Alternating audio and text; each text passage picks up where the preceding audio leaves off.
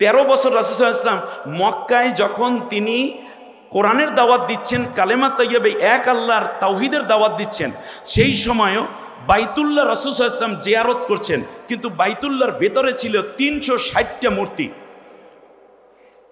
আমি জ্ঞানীদের সামনে কথা বলছি, 360টা মূর্তি যেই ঘরের মধ্যে, সেই ঘর রাসূল সাল্লাল্লাহু আলাইহি ওয়াসাল্লাম জিয়ারত করছেন, মূর্তি ভাঙেননি।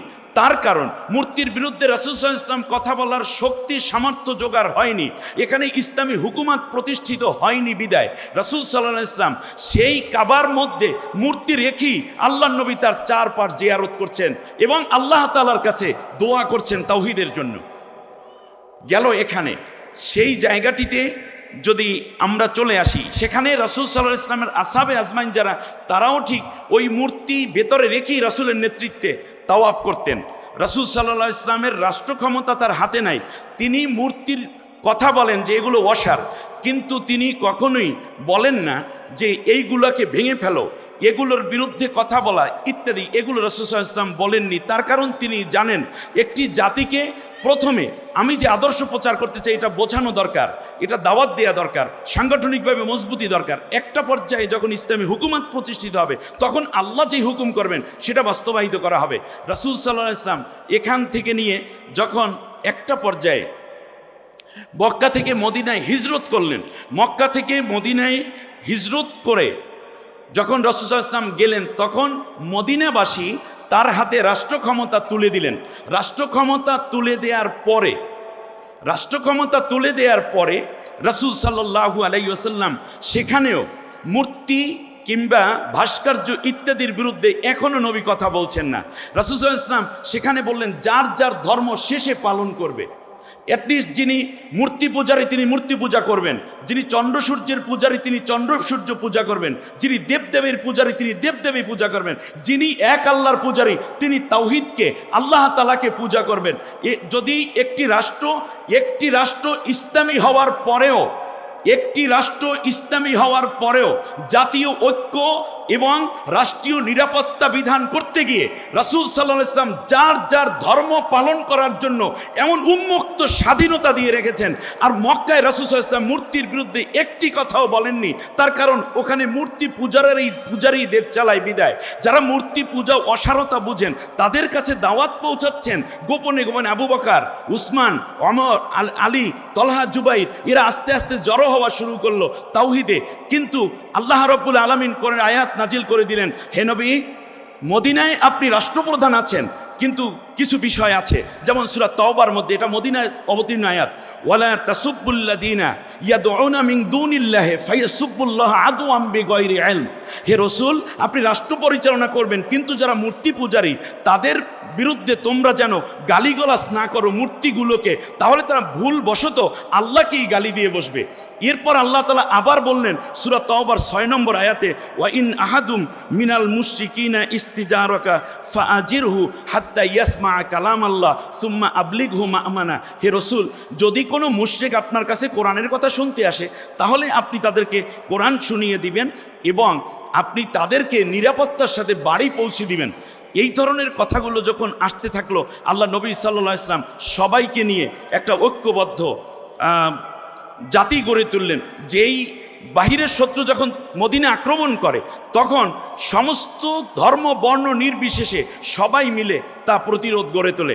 বাংলাদেশের প্রেক্ষাপটে আমি মনে করি যে আজকে বাংলাদেশে শুধুমাত্র মুসলমান বসবাস করে না, এটা সংখ্যাগরিষ্ঠ।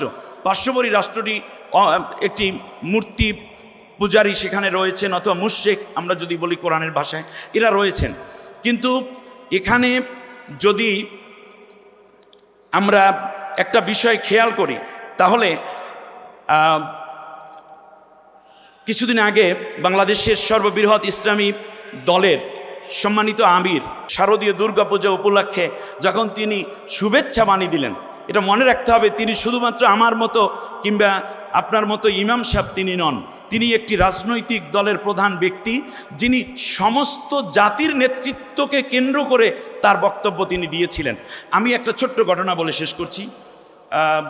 আমি কেন আসতে দেরি হলো তা তো আমার মুকুল ভাই আমার পক্ষ থেকে বলে দিয়েছেন, জাযাকাল্লাহ, আল্লাহ আপনাকে সম্মানিত। কারণ জ্যামের কারণে আসতে পারিনি, এটা আমি খুব উৎকণ্ঠিত ছিলাম। যাই হোক, হযরত ওমর রাদিয়াল্লাহু তাআলা আনহুর শাসন আমল। এটাই আমার একটি ছোট্ট ঘটনা, আপনারা অনেকে জানেন। ওমর রাদিয়াল্লাহু তাআলা আনহুর শাসন আমলে মিশরের গভর্নর ছিলেন আমর ইবনুল আস রাদিয়াল্লাহু তাআলা আনহু। সেখানে মূর্তি পূজা যারা করে তাদের দেব দেবী বানানো, তাদের উপাসনালয়ের মধ্যে কে বা কারা এই একটি মূর্তির নাক ভেঙে ফেলেছে রাত্রে।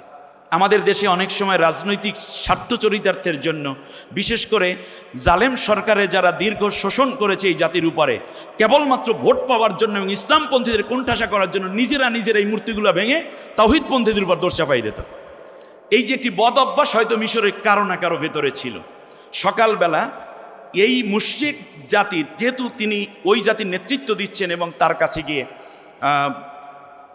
যখন নালিশ করলো, এক পর্যায়ে আমর ইবনুল আস রাদিয়াল্লাহু তাআলা আনহু গোয়েন্দা বাহিনী নিয়োগ করে দিলেন।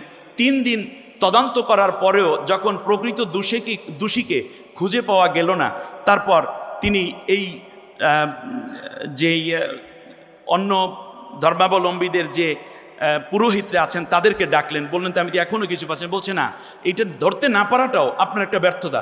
আমাদের দেবতার নাক ফাটাই ফেলাইছে, তার বিচার হবে না আপনার রাষ্ট্রে। এটা কেমন কথা? তাহলে এটা কেমন ইসলাম?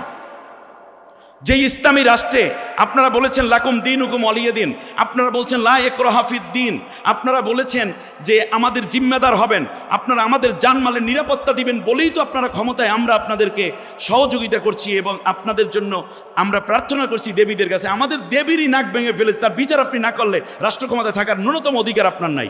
আল্লাহু আকবার। দাবি একেবারেই পারফেক্ট। হযরতে আমর ইবনুল আস রাদিয়াল্লাহু তাআলা আনহু বললেন আগামীকালকে আসেন। জুমার নামাজ শেষ, জুমার নামাজে তিনি খুতবা দিতে দাঁড়িয়েছেন। এমন সময় মসজিদের বাহির পাশ থেকে এক পূজারী ডাক দিয়ে বলছে, খুতবা পরে দিবেন, আগে আমাদের দেবীর নাক যে ভেঙেছে, আপনি আপনার আল্লাহর পূজা করবেন, আর আমার যিনি দেব, আমার দেবীর নাক ভাঙা আর আপনার আল্লাহর পূজা করেন আপনি। আমার আল্লাহ কি বললেন, আমার দেবতার কি করলেন, সেই রায় না দেওয়া পর্যন্ত আপনি খুতবা দিবেন না। আমর ইবনুল আস রাদিয়াল্লাহু তাআলা আনহু খুতবা রেখে বাইরে বেরিয়ে আসলেন, সাথে হাজার মুসল্লি।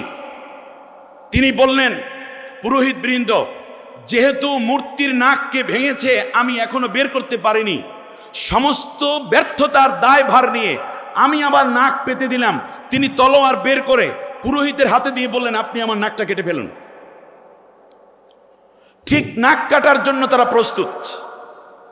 একজনে নাক ধরেছে, আর একজনে নাক কেটে ফেলবে। এমন সময় আরেকজন মুশরিক, যিনি মূর্তি পূজারী, অন্য ধর্মাবলম্বী, তিনি চিৎকার করে বললেন, উনার নাক কাটবেন না, কাটবেন না প্লিজ, আমি এই নাক ভেঙেছি। যখন কাছে চলে আসলো, বলল তো তাহলে তোমার নাক কাটা যাবে। বলে হ্যাঁ, আমার নাকটা কেটে দেন। পরে পুরোহিতরা বললেন যে ঠিক আছে, কারণ নাই কাটা দরকার নাই, কারণ মূর্তি তো এমনি 2 দিন পর ডুবাই দেব, আর একটা মাটি দিয়ে লাগাই দিলেই তো হয়ে গেল না। স্বাভাবিক পরিবেশ ফিরে আসলো। আমর ইবনুল আস জিজ্ঞেস করলেন, তুমি এটা কেন করেছো? বলল যে শোনেন, আসলে নাকটা আমিও ভাঙ্গি নেই, কিন্তু মাটির বানানো একটি মূর্তির নাক ভাঙার অপরাধে আপনার মতো এত ন্যায়পরায়ণ শাসক, এত বড় ইনসাফ এবং আদলওয়ালা শাসক, সর্বোপরি অন্য ধর্মাবলম্বীদের প্রতি এত দরদি একজন শাসকের নাক কাটা যাবে, এটা তো মেনে নেওয়া যায় না। কারণ সবার উপরে মনুষ্যত্ব, তাহার উপরে নাই। অতএব আমার নাকটা যদি কাটা যায়, আপনার নাকটা বেঁচে গেলে গোটা উম্মা বেঁচে যাবে। এই জন্য আমার নাকটা আমি কাটানোর জন্য চেষ্টা করেছিলাম, যাতে করে আপনি বেঁচে যেতে পারেন। আসলে আমিও নাক ভাঙি নাই।